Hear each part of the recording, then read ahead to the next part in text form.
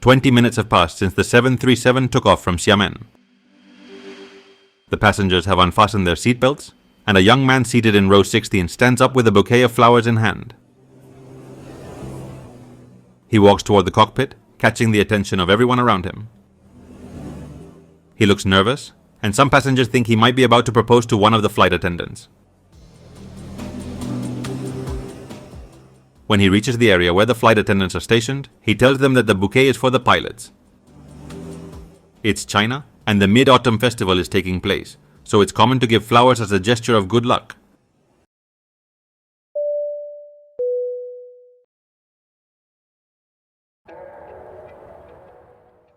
October 2nd, 1990. Xiamen Airport, Fujian, China.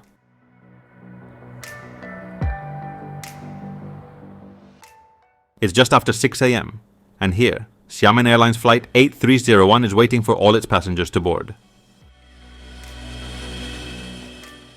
The flight is scheduled to depart for Guangzhou at 6:55 a.m., a fairly routine journey that lasts just under 2 hours.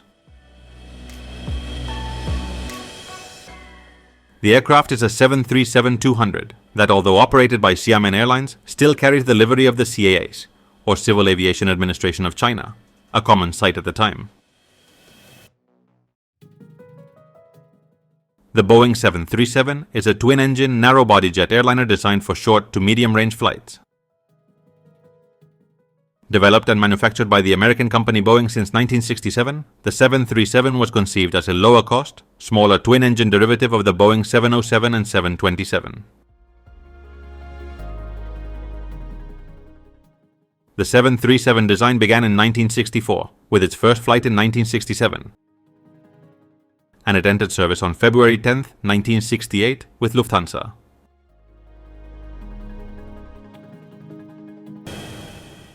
At the controls of Flight 8301 is Captain Senlong Yu, whose age and experience are unknown. Alongside him are 8 other crew members and a total of 93 passengers.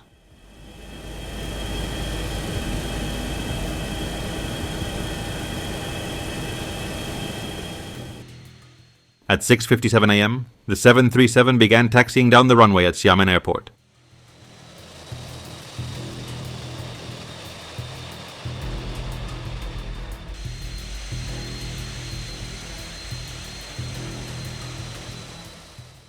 The takeoff was smooth, and the plane set course for Guangzhou.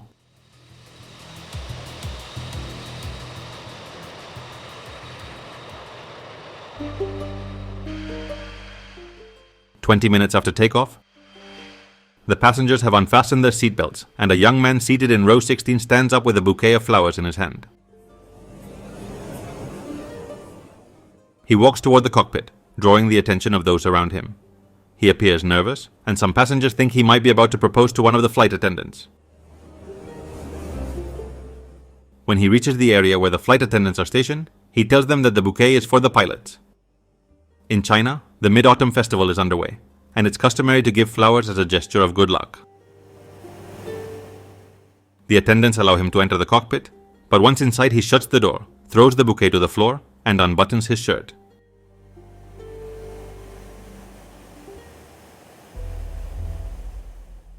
"What you see around my waist are explosives. Please, don't make me detonate them, or we'll all die. Everyone, leave the cockpit immediately except for the pilot in command." The crew complied, leaving the cockpit and closing the door behind them, leaving only the captain and the hijacker inside.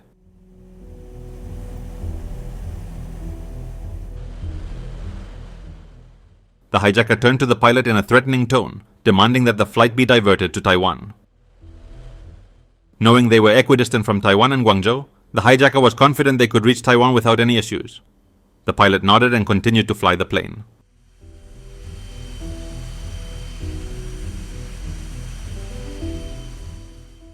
During the 1980s, it was common for Chinese citizens with legal troubles to seek refuge in Taiwan. The political relations between the two countries were non-existent, and Taiwan offered asylum, jobs, and money to any Chinese nationals wanting to escape communism. However, reaching Taiwan often required a dangerous and expensive journey in small boats operated by illegal mafias, or, as in this case, by hijacking a plane, a practice that became all too common during the 1980s and 1990s.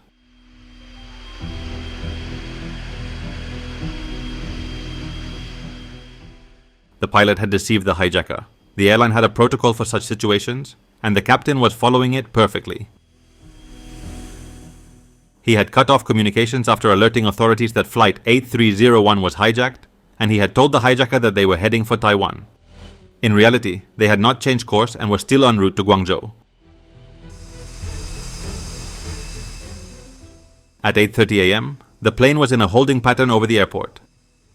The hijacker was still unaware of their actual location and began threatening the pilot, demanding to know their exact position and how much longer it would take to reach Taiwan. Meanwhile, they received a radio message. Flight 8301, you are cleared to land at any airport in China or another country if you so choose.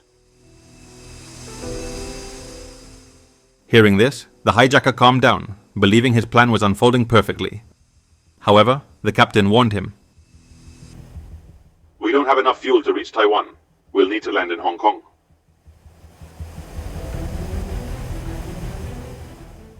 The hijacker refuses the proposal and threatens again to detonate the explosives.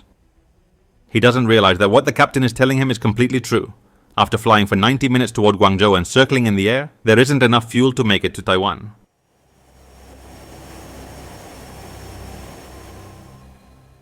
By 9 a.m., the captain begins to descend. The fuel is critically low, and they need to land immediately. The hijacker realizes that they aren't in Taiwan or Hong Kong, and he now understands that he's been deceived.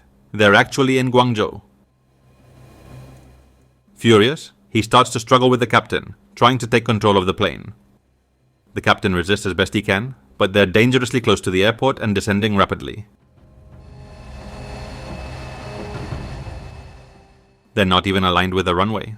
There's no time. At just 100 feet from the ground, the struggle continues in the cockpit while the pilot desperately tries to control the aircraft to avoid disaster. As they are about to touch down near a hangar area of the airport, the 737's wing clips the cabin of a 707 that was being refueled, with only its captain on board.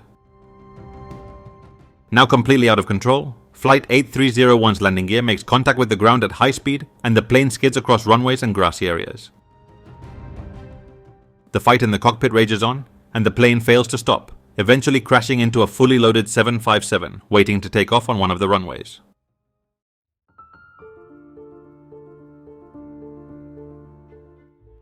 The pilot of the 707 was injured. 46 passengers on the 757 lost their lives, and on Xiamen Airlines Flight 8301, 82 of the 102 occupants perished, including the pilot and the hijacker.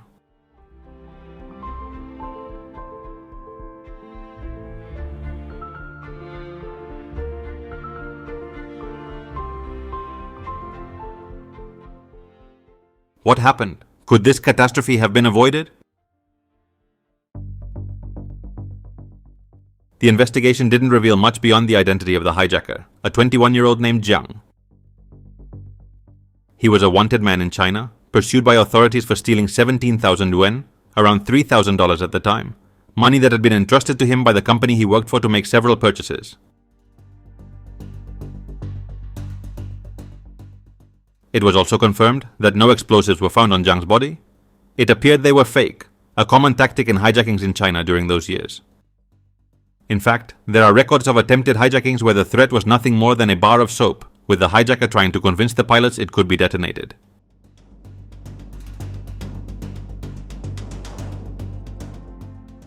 But returning to the disaster itself, a significant question arises. Why did the Guangzhou airport continue normal operations despite knowing there was a hijacked plane circling above? If the runways had been cleared, perhaps the loss of life could have been avoided.